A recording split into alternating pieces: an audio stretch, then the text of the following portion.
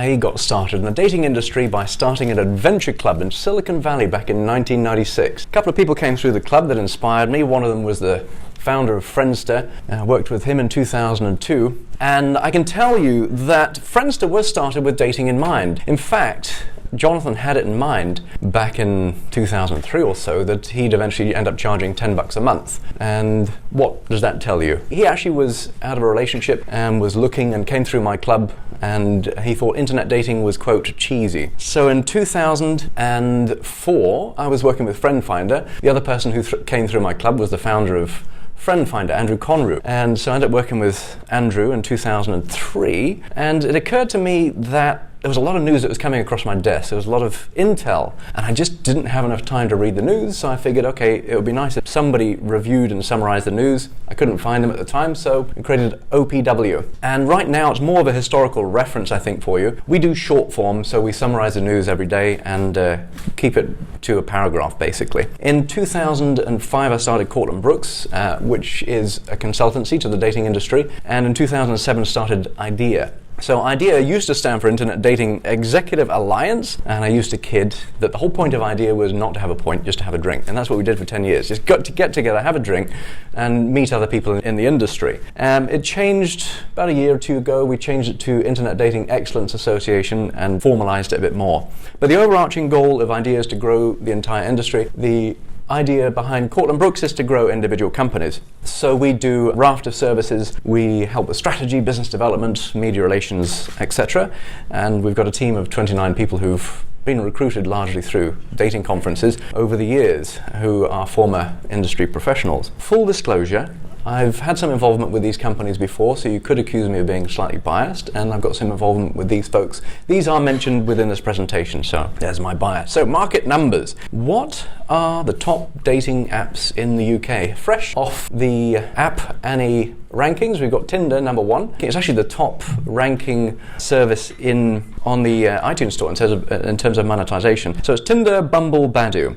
And in the USA, Tinder, Bumble, and Highly. So Highly has come through the ranks. They stand for Hey, I Like You. Tinder's number 2 in all categories. Number 1 is YouTube, and Highly's just overtaken Match, which is really interesting. Grindr was number 7 4 months ago, and now it's down at number 11. And Highly's characterized by doing video stories and messages, and they use AI, and they also have membership plus a pay-as-you-go microtransaction model. They're based in Las Vegas, but the team are mainly from Ukraine. They started Taimi, which is a gay dating app. How many dating app users are there in the USA? 25 million right now, hopefully growing to 28 million by 2022. So growth has really come down. We had double-digit growth in the USA from about 2016, 2017, and now it's come down to about 5% growth. There's fewer new users, and they tend to drift more between existing apps. So which country is beating the USA for dating market penetration? China. So we just got this news from Statista. This does not include offline matchmaking, just online matchmaking. These are the numbers for people who are online, obviously. So it's big business in China. They're really offering a more personalized packages. The matchmaking really is more culturally palatable in China, and so they're monetizing quite well with those kinds of clients. The other thing to bear in mind with this market is that for every 114 men in China, there are 100 women overall. So there are 30 million more men than women. That should drive motivation. European countries are slower to adopt online dating overall. Austria, incidentally, is lowest. They have 6% of their adults said they were using online dating, so that's the laggard country in Europe. So what's the fastest growing dating app? Highly. Highly is doing extremely well. They're number 3 in the USA, number 6 in the UK.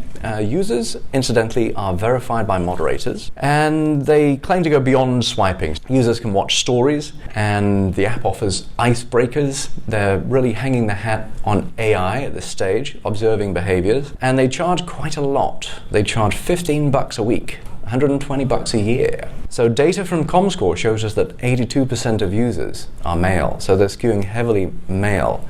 So where are the women? Well, they're most certainly not on Grindr.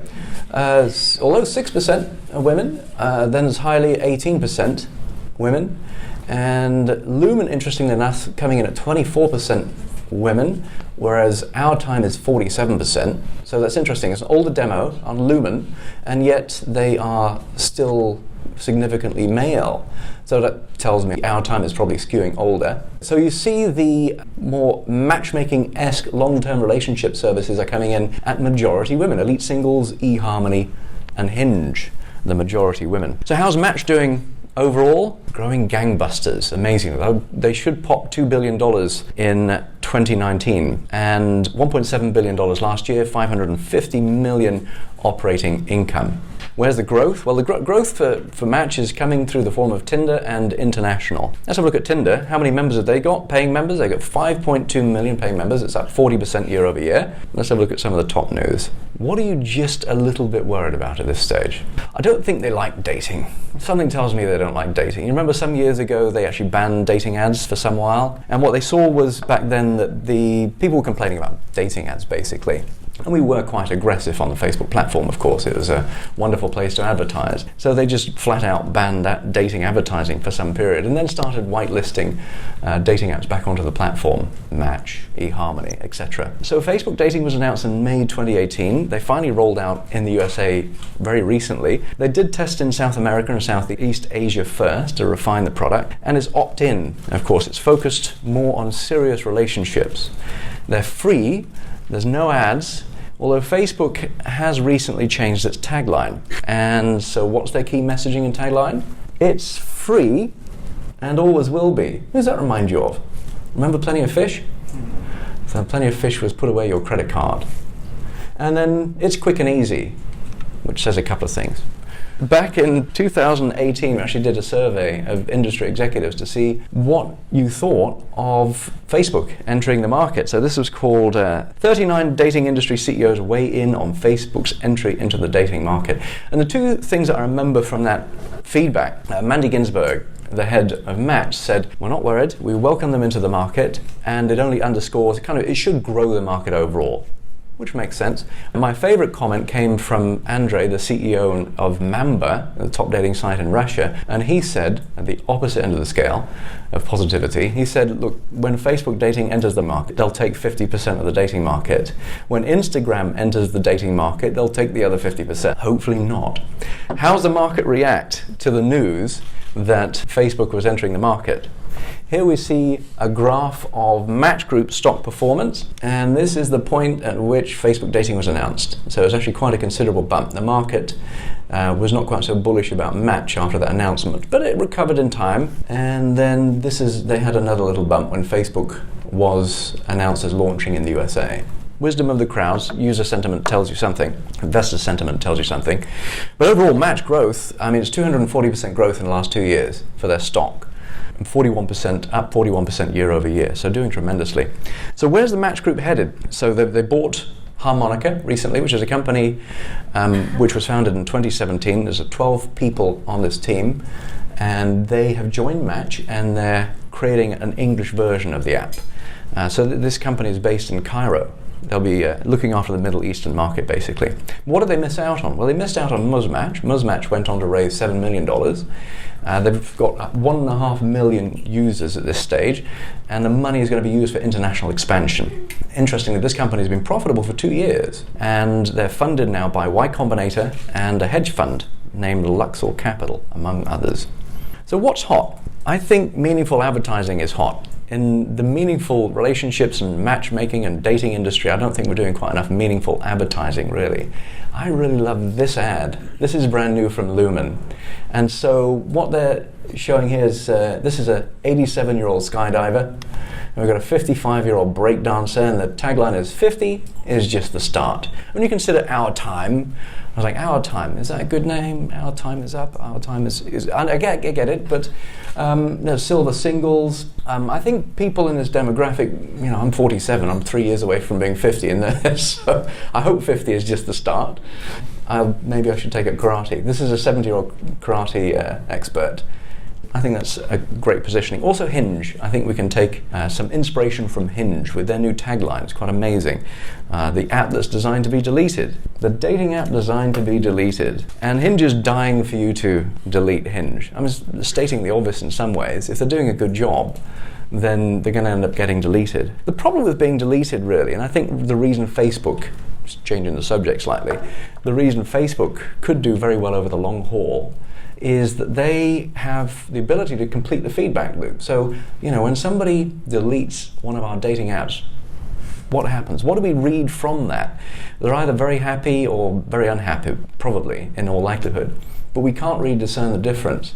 Sure, we can spring surveys, but not very many people fill those in. Facebook is profoundly enabled because they have the ability to see when they've been successful, right? Not only when they've been successful, but for how long they've been successful, with whom, and if that person then goes on to have a family and kids. I mean, they can read various levels of success into that and iterate on that. They can look at behaviors in theory. They could look at behaviors on the platform and really start inferring character traits from those and doing some pretty comprehensive personality profiling and matchmaking based off that. Of course, the science is very shaky around all of that, but you know what? They get to see when they've been successful.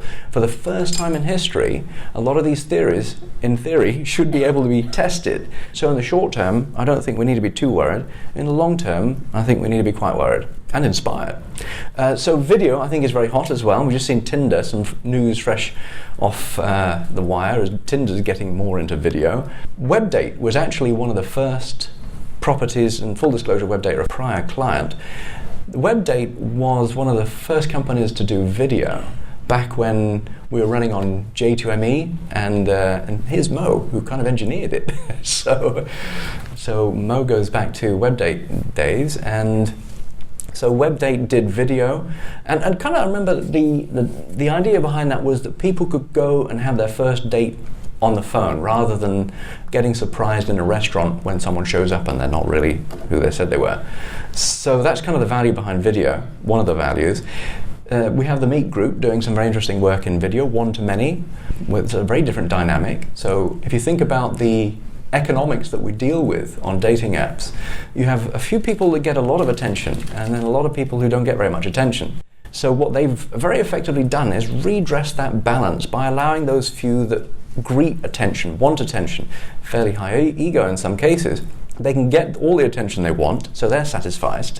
And then the people who want to just kind of hang out and chat, and maybe they'll talk to other people within the threads, they get to look and kind of hang out and just be amused and entertained at very least. So they've done a great job of redressing that economic imbalance that we all have to deal with. Badoo has videos in profile, and they're working on a live streaming product. And then, of course, vKontakte is launching Lavina.